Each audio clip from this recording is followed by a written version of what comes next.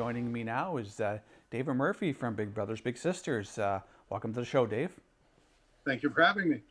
Dave, before we get to your newest fundraiser, which is sounds like it's going to be a lot of fun to be part of. Um, so you guys reopened. You were closed for a bit. So talk to me about the reopening and how that went, and a little bit about you can't fundraise at that during that time. So just talk to me how all that went. Well, basically in late March, we were informed whenever everything shut down, we shut down. Our goal, as you're aware, Bill, is to bring people together. We bring mentors with children together, and we couldn't do that. So in the best interest of our office, it was decided, and it was a wise decision, in my opinion, to close the office down, leaving only the executive director to try to keep those lines of communication open as best we could during the lockdown. And Ron Graham was able to do that. And so we were basically shut down for about 8 to 10 weeks. And we were allowed to reopen in June, early June.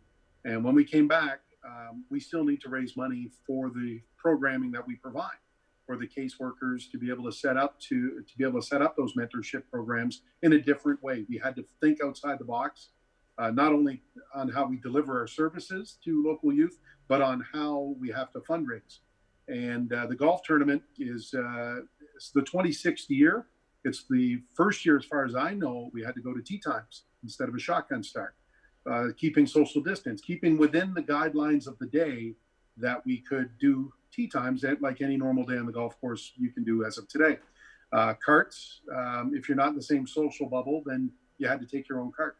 But a lot of people, of course, were in the same social bubble when they're in a tournament as part of a group. So there were some shared carts, but there were some solo carts as well. We had whole sponsors. They were 6 feet away from everybody. If they had something to give, then it was put out for them and the person would grab it. Same with the tickets. There was no direct hand-to-hand handling of any ticket items, of any prizing items and stuff like that. We had to do all of our draws post-event. We couldn't have a dinner on site because you can't collect 168 people. We were able to do that thanks to our good sponsor at Shoeless Joe's. And of course, having DQ back for the DQ Golf for Kids' sake if DQ wasn't involved, we don't move ahead. So thanks to DQ Grill and Chill, we're able to do that. Scotiabank was involved, a very key player as well. Benson Group, Shoeless Joe's, all key players, as well as all of our sponsors. Seaway News was there as well, as always. And the support of the community was more than we expected because we had no idea. Right? Some people didn't feel comfortable going, which is fine. We understood that, but we had more golfers than ever. And I think that speaks to a few things. People want to help and people believe in what we do and they want to help, whatever the community agency is. All the other community agencies are seeing an outpouring of support as well. And it's good to see. Mm-hmm. And, being closed for 6 weeks, the demand is still there to match, for a big brother or a big sister. Well, and if anything, our waiting list has gotten a little bit longer because there's still a need in the community, and we've been able to do it. A lot of them are virtual, but we needed supplies to do that. We needed technology because not all of our littles or bigs had the proper technology. So we need to fundraise to get some of that. We had some donations from the Social Development Council, which was fantastic to be able to do that with tablets.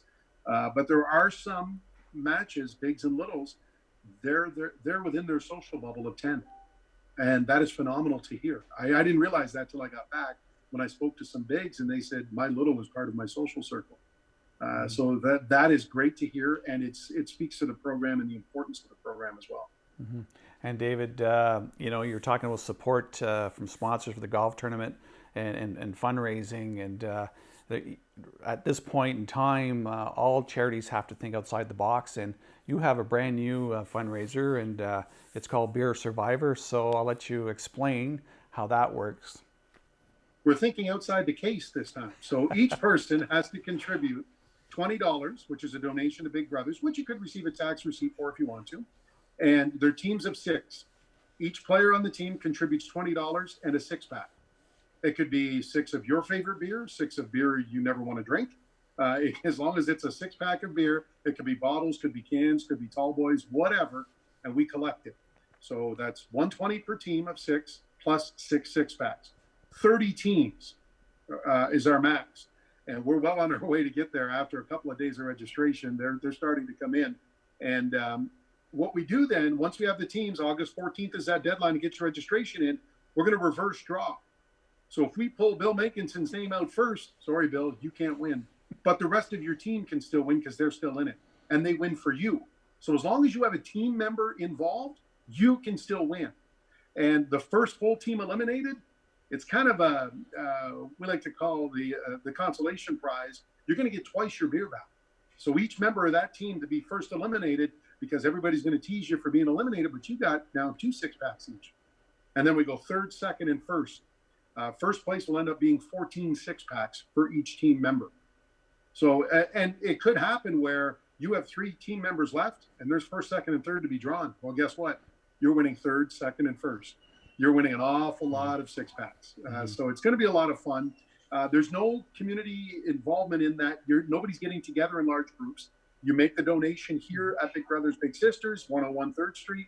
You make the donation. We'll house the beer. We will sign a waiver. We will not drink the beer for you. It'll be going directly to the winners. It's going to be a lot of fun. It's something different. I don't recall anything like this in our community before. And we have another one planned for the fall. I'll let the cat out of the bag. It's being released right here. It'll be a wine survivor. We've got beer. Not everybody likes beer, but we'll do a wine survivor in the fall as well. And it's a lot of fun. And the reaction from people is proving that it will be a lot of fun to do. And of course, bragging rights, because somebody's going to have an awful lot of beer come Labor Day weekend. Well, Dave, kudos to you and your team at Big Brothers Big Sisters for thinking outside the case. And we'd just like to thank you for joining me today. And good luck with this new fundraiser. It should be a lot of fun.